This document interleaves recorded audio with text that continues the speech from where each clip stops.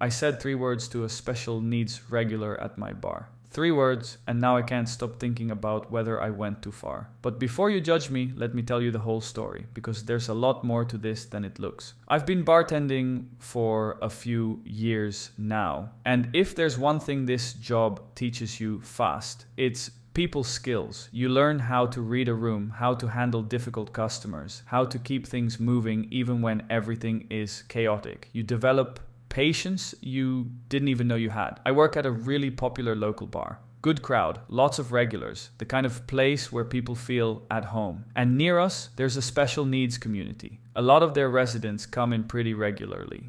Honestly, most of them are wonderful, easy to serve, genuinely kind, happy just to be included. I enjoy talking with them, but there's one guy who comes in constantly. I'm not going to use his name. He's fairly independent.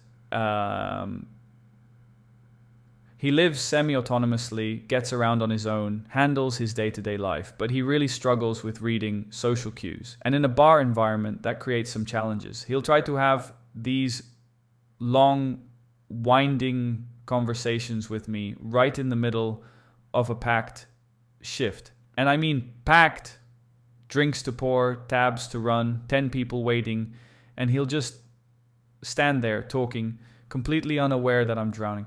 I always do my best to be patient. I check in with him, I make him feel heard, I give him what time I can. But when I need to move on, he just doesn't pick up on it. I'll say, give me a sec, and come back 5 minutes later, and he's still mid-sentence, like no time passed at all. Now, the social cue thing alone, I can work with that. That's just part of the job. What started to make things more uncomfortable was when the conversation shifted. A lot of the time, he wants to talk about wanting a girlfriend, which, look, totally human, totally understandable. But some of the things he says cross a line. He'll make comments in front of female staff or customers that are just not appropriate. Nothing violent, nothing threatening, but enough to make people visibly uncomfortable and want to move away. Every time it happens, I address it. I redirect the conversation, or I tell him directly, hey, that's not something you should say. And to his credit, he usually backs off in the moment, but it keeps coming up. Different day, same pattern. I've talked to my manager about it. We've tried to handle it with as much care as possible. We don't want to exclude him. He has as much right to be there as anyone. But there's also a responsibility to make sure the rest of the staff and customers feel comfortable too. It's a balance, and honestly, it's exhausting to maintain. But here's the thing that really started to get under my skin. More than the social cue stuff, more than the girlfriend comments, the dog stories. He has a dog at home, and he loves telling me about it. Which, fine.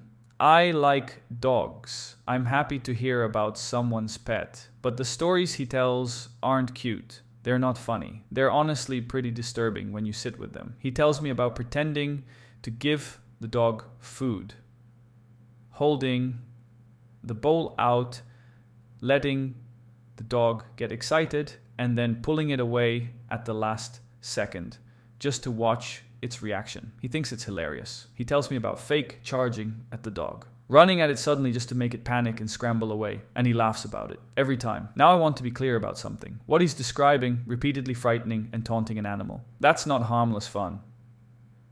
Animal behaviorists are pretty consistent on this. Dogs that are regularly stressed, teased, or frightened develop anxiety. They become skittish, unpredictable, sometimes aggressive. The trust between a dog and its owner is genuinely fragile, and this kind of thing breaks it down over time. It's not a prank. It causes real harm. Every single time he brought it up, I told him, that's not okay. That's not funny. You shouldn't do that to your dog. And he'd kind of shrug it off, maybe go quiet for a minute. And then the next time he came in, he'd bring it up again like we'd never had that conversation, over and over and over. So, the day in question. It was one of the busiest shifts I'd had in weeks. Absolutely slammed from the moment I walked in. The kind of night where you don't stop moving for 6 hours straight, where you're juggling 5 things at once and still falling behind. He came in and took his usual spot. I said hello, asked how he was doing, the usual, and within a few minutes he started in on the dog again, and something in me just snapped. I wasn't screaming. I wasn't cruel. I didn't mock him or bring up his disability or make a scene. I just looked at him, tired and frustrated, and said, "Nobody wants to hear about that." He went quiet immediately. He looked hurt, really hurt. And I'll be honest, I felt a pang of guilt the second it came out of my mouth. Not because I think I was wrong about the dog stuff, but because of the way it landed. Later in the night, a customer came up to me.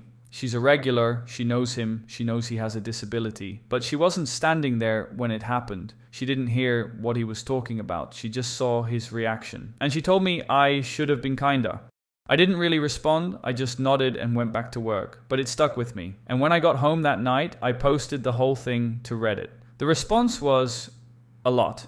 The post blew up pretty fast. Thousands of upvotes, hundreds of comments, and the overall verdict, not the a-hole. But it wasn't clean. There was a real debate happening in the comments. A lot of people sided with me hard. One of the top comments said something like, "You'd already told him multiple times. You weren't attacking his disability. You were responding to a specific, repeated behavior. There's only so much patience one person can have." But there were people on the other side too. Some said the comment was too blunt. That something like, "I really can't talk right now," would have landed softer without the same sting. Others pointed out that someone with his struggles might genuinely not be able to connect the dots between his behavior and why that comment hit the way it did. And then there was a whole thread about the dog. A lot of people were way more concerned about the animal than about the comment. Several people asked whether it was worth reporting to animal welfare services, because even if it isn't intentional cruelty, the pattern he described could still qualify as neglect or mistreatment.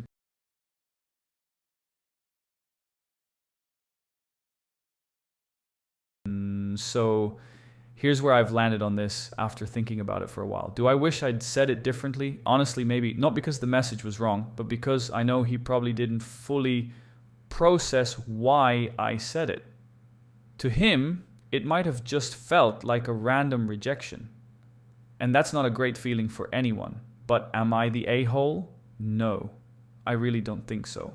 I had addressed those stories more times than I can count. I was in the middle of a brutal shift, and what I pushed back on wasn't his disability. It was a specific behavior that I genuinely believe is harming an animal. There's a version of this conversation that says we should extend unlimited patience to people who struggle socially, and I understand that instinct. But patience isn't the same as silence. Telling someone, even gently, even carefully, that their behavior isn't okay is not cruelty. Sometimes it's the kindest thing you can do. But that's just my take. I want to hear yours. Do you think I went too far? Should I have handled it differently? And what about the dog? Do you think something should be done there? Let me know everything in the comments below. If you're new here, I post stories like this all the time. Hit subscribe so you don't miss them. And if this one got you thinking, share it with someone and see what they say. I'll see you in the next one.